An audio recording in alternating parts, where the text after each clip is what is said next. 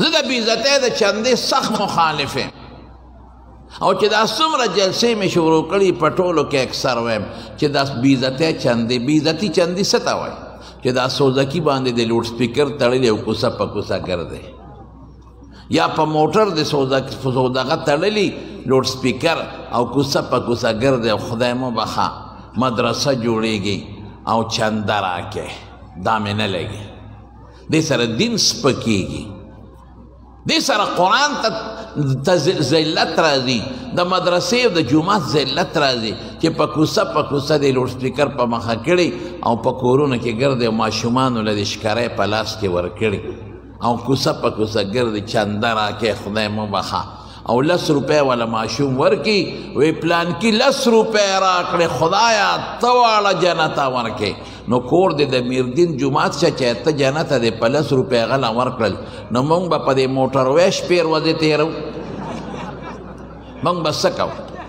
موږ خو هم د جنت په تمه هلکه تاسو د جنت په تمه یې که نه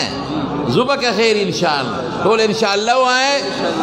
شوق سره انشاءالله وایې نور شوق سره وایې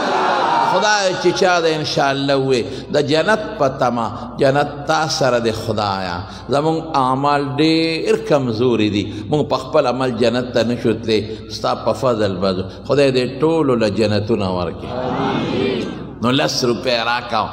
او چندې مولا چې دا چغې وې نو هغه له خو دې په 10 روپۍ ته ورکړه نو سپېره بچیه ته به چېرته ځې ستا جنت نه دی خوښ ته هم پکې یو 10 روپۍ واچوه که دا چغې وی زه یو ځل شیرګړ د علاقې ته تللی وم نو هلته یو حافظ اوس مړ دی هغې ظالم زمونږ د علاقې و پیسې به یې جومات له غوښتې او ټولې به ظالم خوړی یو کوڅه کې لګیا و چغې والې وې خدای مو بخښه که نغد یې د سرني د چرګ واګی راوړی هلکه مې دا ډېره ښه فارموله ده ځکه چې ښځو سره خو نغدې پیسې نو چرګ واګی ورسره مې دا دې خیال نه چې خدای مو بخښه ګوڼه راوړی او جوار راوړی غنم لکه دا ملنګان چې غواړي رښتیا ووایه چې دا څیزونه غواړي دا به پخوا هغه ملنګانو چې غاړې ته ګوډی چولي هغې به غوښتې که به یې نه غوښتې دا یو ماشوم دوانډې درې را په مخه کړی او نوم ته خو ماشومان خوشحالیږي مور پلار ته جاړي هله ماله انډه راکړه شا به زما نوم به په لوډ سپیکر والي د پلانکي هم واغې زما به هم والي نو هغه به نوم اخېسته پلانکي دوانډې درې خدای تا واړه جنتونه ورکړي ما بیان هم وکړه چې واپس راتلم هغه خر بچې هم هغسې په هغه کوڅه کې هغه اګو ته تاوېده را تاوېده روانو نو ما ډریور ته ویله که ته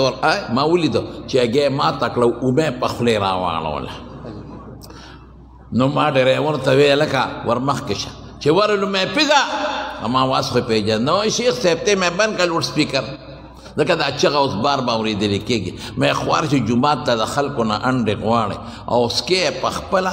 دومره چالاکو په دې مری لاس کېښود وی داسې چغې وایي څه اسې تاسو نه تپوس کوم چې دې د ورځې 10,000 روپۍ وګټي په دې چغو مغو سوزکې یا موټر به ترې څو اخلي 15,000 کم از کم 15,000 ګنې زیاتې به تېلې نو 5,000 خو هلته لاړې باقي 15,000 پاتې شوې کم ماشومانو له چې هغه ښکری ورکړي او دکاندارانو ته یې نیغې نیغې کوي زمونږ مولانا ظهورالحق صاحب پخوا به د میزرو ښکری وه نو پسته به وه